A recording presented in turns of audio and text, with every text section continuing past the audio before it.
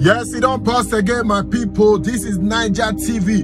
Another big hit from Keneth Okonkwo. See, Keneth Okonkwo talk a lot of things for this video. See, before you continue, if you never subscribe to our YouTube channel, I beg, make you try subscribe to Nigeria TV. Now there you go to get better updates when it happen for this country. The matter when I be the talk before now about Keneth Okonkwo, things went to the Okonkwo review concerning Biafra, the arrest of Dele Falotimi. So not be small thing this man talk for this very video. Now video when we say you go settle down, make you watch and make you see what really solve, what really happened to the arrest, what made the arrest Dele, and the matter of this insecurity for this country.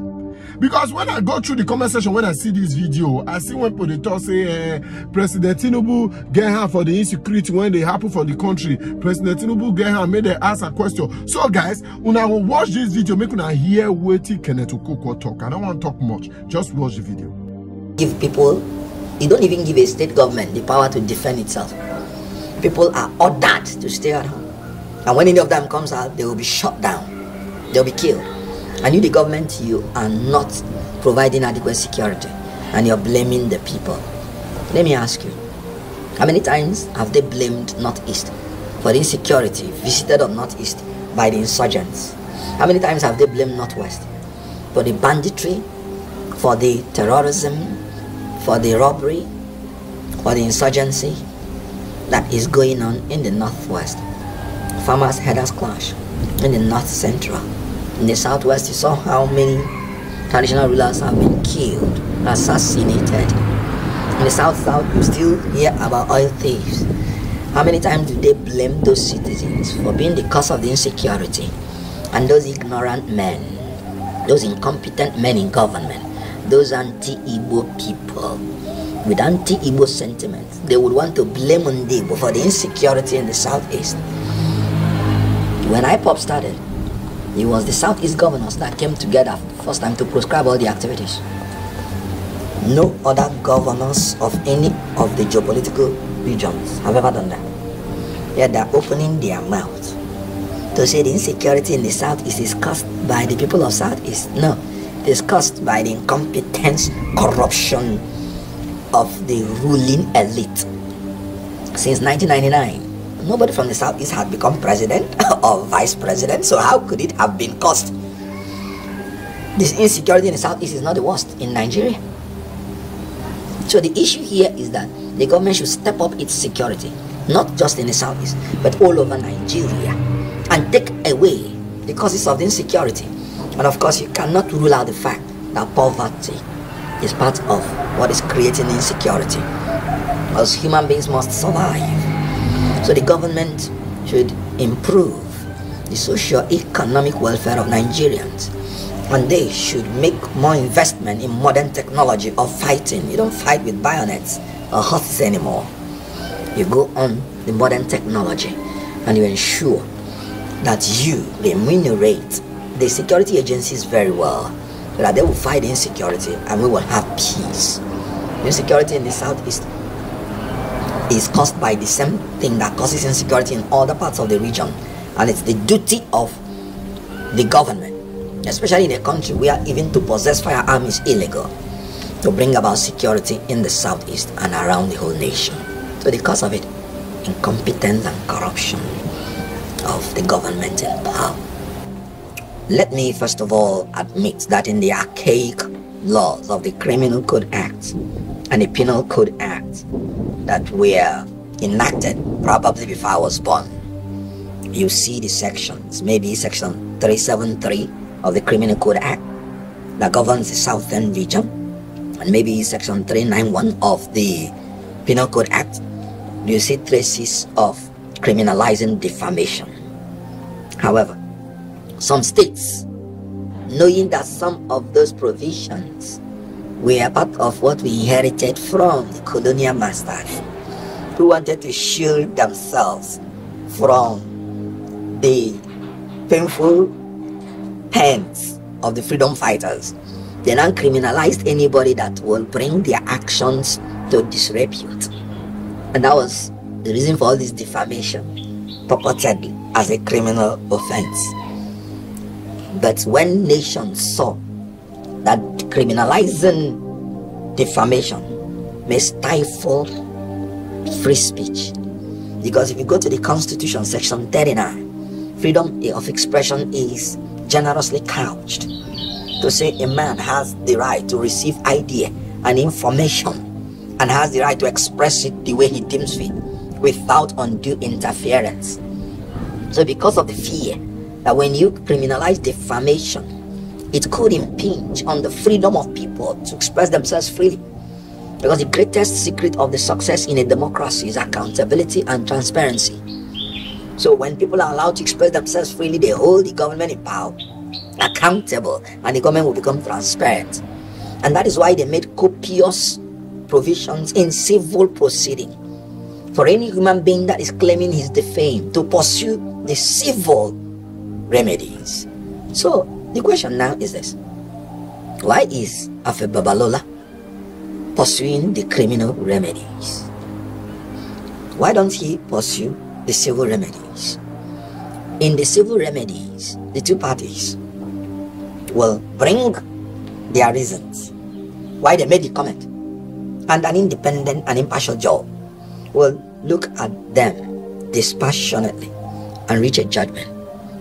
In a criminal proceeding, it is no longer an offense against Afe Babalola. It's an offense against the state, and the burden of proof is no longer on Farotimi. The burden of proof is now on the state, and they need to prove it beyond reasonable doubt. Farotimi has the right to remain silent until after the trial without saying anything. So taking him to a criminal court, where even in the modern law of Ekiti State they have jettisoned defamation, I want to presume in their state laws as a crime. Lagos has jettisoned it. Now, I was worried about the statement from Afe Babalola Chambers that if Farotimi can prove himself, he will be released. That has actually portrayed them as colluding with the security agencies, because it is not in their power to release. So confessing that if Farotimi says this, he will be released, is trying to say that they are in collusion with the security agency, that they have the power to detain him and release him. That's the implication. Confirming our fears that this is an intimidation. Why arrest Farotimi before you conclude your investigation? The Supreme Court has made it clear. You don't arrest a man and run around for investigation. You would have concluded your investigation, then you will arraign him in court. Then why go to court to get a remand order to remand him in prison? You just want to intimidate him and punish him unheard. They were saying that they've invited him to come and he didn't come, and that was why the remand order. Excuse me. Before that time, Farotimi granted a press interview that, look, he's here, that they know where to get him. They know where to serve him any paper. Meaning he is actually owning up public that he has not received any summon or any paper. He said there's a conspiracy, and he said no Nigerian should. Has life's unexpected expenses got you down? Fair Money's got your back. Get up to 3 million for his freedom. That all Nigerians should insist that they should take him to court. Now, in America, by way of comparative analysis, people are even allowed to make a plea from their house. They'll send you the charges, and you would state in writing whether you're pleading guilty or not. And if you say you're not guilty, then they will tell you the day you present yourself to court for the commencement of the trial. So a man, where he's staying, who does not go to London or America and be tweeting from there like some cowards do.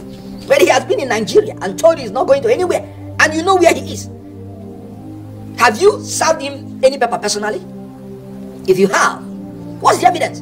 What they would have done is, if they've been serving him, because there has to be personal service, if he has been rejecting it or avoiding it, you make it public. I did not see any public declaration by the police or any security agency that they have been serving him and he has not been honoring it. Remember Yahaya Bello? EFCC made all the arrest attempts and all the going to court public before they even served a bench warrant. Did you hear that in Farotimi's case? So I suspect conspiracy. And then the Afebabula chamber confirmed when they say if he proves the allegation, sorry, in criminal proceeding, it is the prosecutor that will prove all the allegations beyond reasonable doubt. So if they wanted Farotimi to prove whether what he's saying is true or not, they would have gone through the civil proceeding where they will now allege defamation, and Farotimi would justify that it is not defamation, that it is the truth, they are the facts.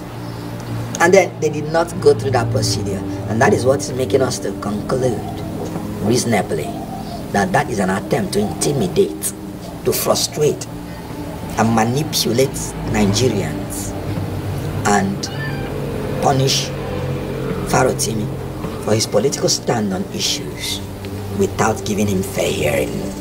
He said he's a victim of Nigeria. I agree with him. So what they would have done is that they would have filed the charges publicly, told Farotimi, come and defend yourself. He comes to court this day, on the day, defends himself, and then the court will decide. Why remand him? Anytime you start remanding anybody, you've already started punishing him. And nobody has any power to punish anybody except the law court. And every law court is expected to act judiciously and judicially. That a remand order is unjust and is calculated to punish without fair hearing. So, I take of a Babalola chamber, through the confession of the chamber, that Farotimi, if Farotimi proves himself, he will be released. They have just confirmed our fears that there is a collusion based on that statement between them and the security agencies to punish Farotimi for his stand on issues. And of course, the security agencies are under President Tinubu. President Tinubu, you remember, ordered the release of those children that were illegally detained. So he ought to have immediately ordered the release of Farotimi so that it does not portray his government as using the security agencies to intimidate political opponents. Because that's where I will conclude it on.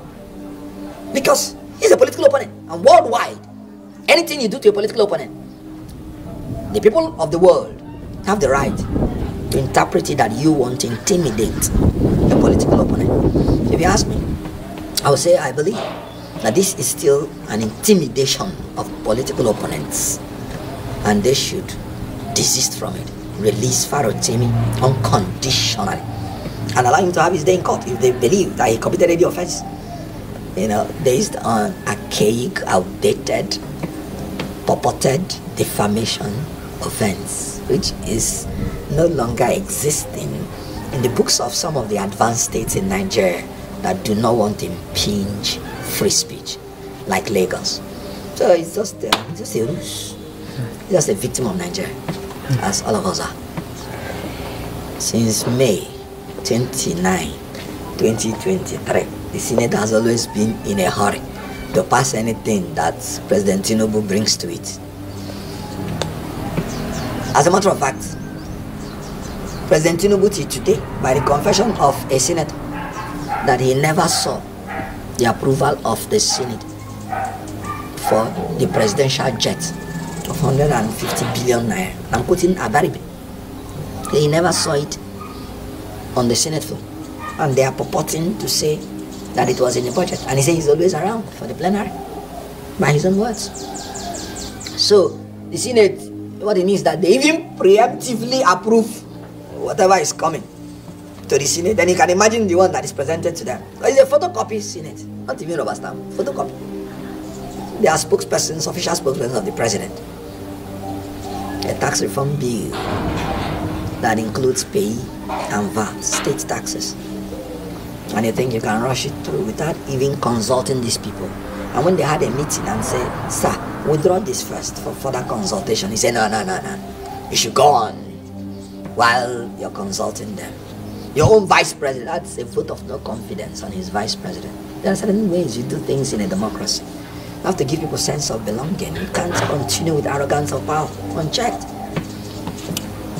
This government has had a tradition of not consulting before it brings out policies. Remember, fuel subsidy was gone on the inauguration ground, meaning He did not even consult his wife because they just swore him in. Anything he did before that, he wasn't the president. So they just swore him in. And he started issuing such policies without consulting any human being on earth. He depreciated the naira without a cabinet. He commanded Nigeria Republic, another country. The junta must step down or face being removed within 7 days. Aborn. In politics, say less and do more. He blocked the whole 7 states of the north without even consulting any governor from there to weigh the cost-benefit analysis. After many months, what did he achieve? Reduction of Nigerians' image in the world community because he was able to carry out none. He did not even consult the Senate that has the approval before you can use the military outside Nigeria before doing the loud boast. So these governments enjoy saying more and doing less. When they were even seeking down the face of the Nigeria Republic junta, the Nigeria goes, I don't want. Because of lack of consultation. So in these tax reforms, tax reform in Nigeria is long overdue. I have nothing against it. There are some beautiful provisions. We should carry on in Nigeria based on derivation. Because we want to encourage productivity. You know, I feel very ashamed that the most blessed section in this country, which is the north, is the most blessed. All the food we are eating, solid minerals. You can see how that. Alright, thank you for watching this video. What do you think about this video? Can we meet on comment section so that you drop your own opinion on comment section on what your take is on this video? Is Keneth saying the truth or is just doing propaganda? So let's see on comment section. And if you've not subscribed to this YouTube channel, please do well by subscribing to this YouTube channel, Nigeria TV.